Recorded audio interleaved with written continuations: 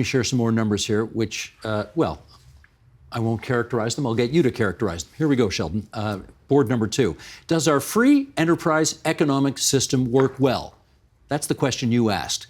You asked it 4 years ago, and the answer was 54% believe yes. The majority of Canadians believed yes. You asked the same question today, and the number is 36%. Only 36% of Canadians polled say the free enterprise system, economically speaking, is working well. Are you as distressed by that as I think most people would be? Well, I'm not distressed about it. It's the way people feel, and I like to know what the reality is out there of how people feel. But if only a third of the people think our current economic system is working well, that ain't good. But it's a symptom of the standard of living again. So if I feel unhappy with my standard of living, if I don't think that I can live the Canadian dream, there's got to be a cause for that. And so people, and again, it's not part of the public debate. We don't hear a lot of people talking about that. So the public doesn't have a narrative to be able to frame what the problem is. And so they're looking around at suspects. And one of the suspects is maybe the rules don't work. And you also have to remember that we had a big debate about this during COVID, right? The whole, we need to build back better. Yep. We need a radical transformation of our economic system. And so, there were a lot of questions being raised at that point in time. The issue federally in terms of the debate is that the Liberals are taking a lot of heat for not delivering on a better standard of living. And the NDP have been propping the Liberals up. So there's nobody on the center left that can take a sort of Bernie Sanders line on what we need to do to improve standard of living. But once this government falls, as it almost certainly will, then the door opens for either the Liberals or the NDP to take that line, that argument. And then what gets interesting then is Poilievre gets this. So Poilievre understands that there is anger on the right and the left, and he's trying to channel that anger from both sides, and doing so very effectively at the moment.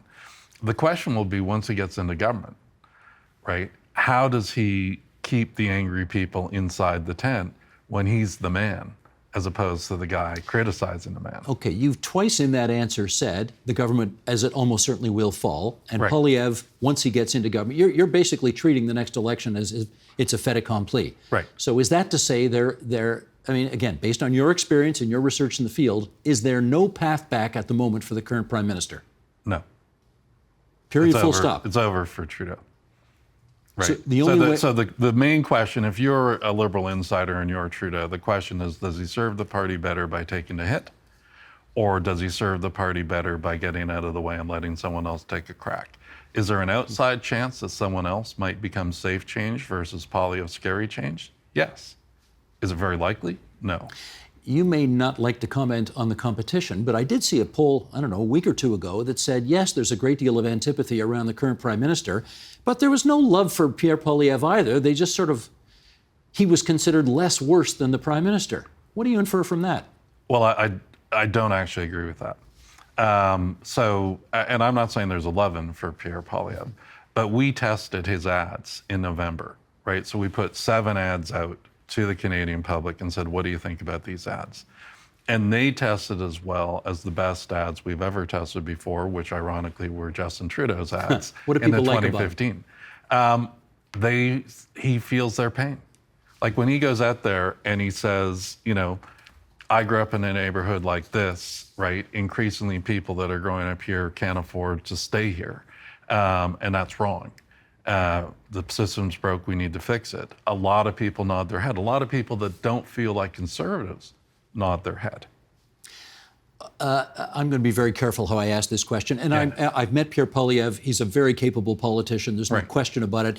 He put a 20-minute mini documentary on debt up online and got hundreds of thousands of hits on the thing. So he's got an ability to connect with people on social media in a way that I haven't seen before. Having said that, I spoke to somebody the other day who said, I really want to vote Conservative in the next election, but I'd really like Pierre Poilievre to stop acting like such an objectionable, and then he used a word that rhymes with trick. Right. Based on your research, Do you think he ought to stop acting like such an attack dog and start acting more prime ministerial? So based on my research, no. Right. So I haven't tested everything he's done. Right. But again, we tested these seven different ads, and there's sort of a range of intensity to them. And I sort of had the impression that when you're hot on TV in an ad as a politician, that people tend to react badly to that. But that's just not true. Not at this time for that person. People dig that. Now I would argue, as someone that's a big believer in democracy, and that believes that whipsawing policy is bad for the country, that he would serve the country better by toning down some of that rhetoric. But I understand why he's doing it. He's doing it to connect with the angry people, both on the left as well as on the right, and he is connecting with them. The Agenda with Steve Paikin is made possible through generous philanthropic contributions from viewers like you. Thank you for supporting TVO's journalism.